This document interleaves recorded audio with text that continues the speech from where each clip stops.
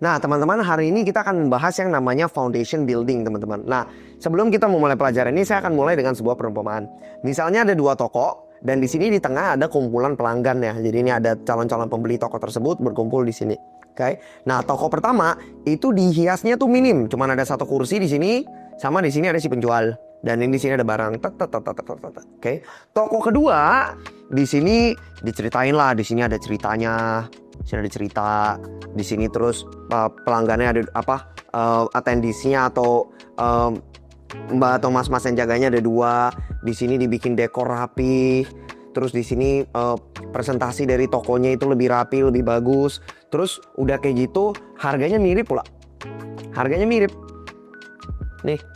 Nah, menurut teman-teman, para pelanggan ini kebanyakan bakalan pergi kemana? Toko A atau toko B? Toko A atau toko B? Ya pasti toko A. Dan inilah sama persis yang ada di otak calon employer atau klien internasional, teman-teman. Ini adalah klien. Toko A dan toko B itu adalah foundation, teman-teman. Inilah toko, teman-teman. Ini jadi kalau teman-teman mau dipilih di antara ribuan kandidat lainnya yang pada susah cari kerja, pastikan toko teman-teman dihias dengan baik gitu. Nah, caranya gimana Mas Calvin dihias dengan baik? Pertama, kita akan satu-satu akan kita bahas ya. Tujuannya adalah gimana caranya kita membuat 4 hal ini, dan saya akan jelasin satu persatu isinya apa, menjadi standar internasional. Untuk standar internasional tuh bentuknya kayak gimana sih teman-teman? Pertama, CV udah pastikan harus ATS, ya kan? Selain ATS, di dalamnya harus mengikuti format atau template yang benar. Contoh template yang benar, salah satu hal terpenting menurut saya adalah kuantitatif. Jadi pada saat teman-teman menceritakan pekerjaan atau pengalaman kerja teman-teman, pastiin clear di pekerjaan sebelumnya KPI-nya apa, hasilnya apa. Misalnya teman-teman seorang sales development representative, jangan cuman I cold call clients and land clients. No, berapalah klien yang kalian cold call, berapakah yang kalian convert menjadi upsell, berapakah penjualan yang kalian hasilkan, berapa puluh juta, berapa ratusan juta, itu semua harus ditulis, harus kuantitatif. Oke, itu misalnya contoh CV. Portofolio. Nah, untuk portofolio, apalagi kalau teman-teman seorang video editor, UI UX designer, dan lain-lain, portofolio itu sangat penting. Dan teman-teman harus ingat bahwa portofolio yang dicari orang US adalah yang orang-orang mempunyai taste orang US. Ngerti ya? Karena selera mereka sama selera kita sebenarnya untuk di ranah-ranah sosial media itu mirip. Bahkan saya bisa argue sebenarnya taste kita lebih bagus sedikit gitu. Nah, gimana caranya memastikan taste-nya sesuai dengan klien internasional atau perusahaan luar negeri? Gampang. Teman-teman tinggal lihat daftar perusahaan di LinkedIn yang teman-teman mau.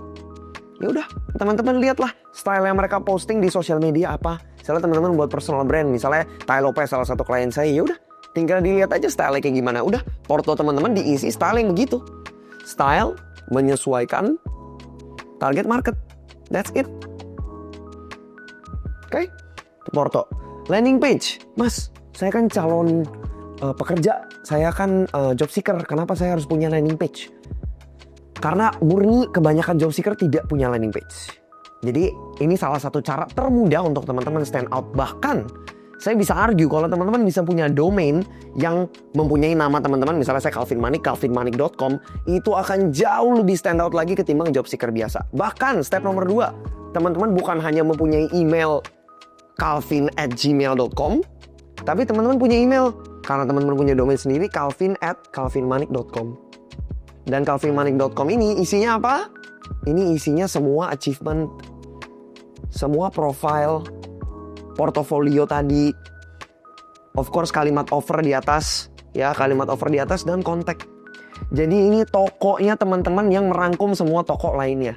Ini supermarketnya gitu. Dan kenapa ini saya argue landing page sangat penting, murni karena job seeker itu pasti gak cukup rajin dan malas untuk membuat landing page. Dan kalau membuat landing page pun pasti cuma ngambil template WordPress, cuma ngambil template itu.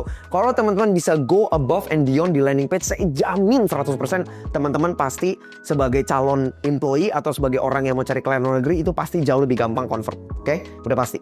Landing page. Oke, jadi ini penting banget. Dan yang terakhir video intro. Apa itu video intro? Cukup video pendek 2-3 menit.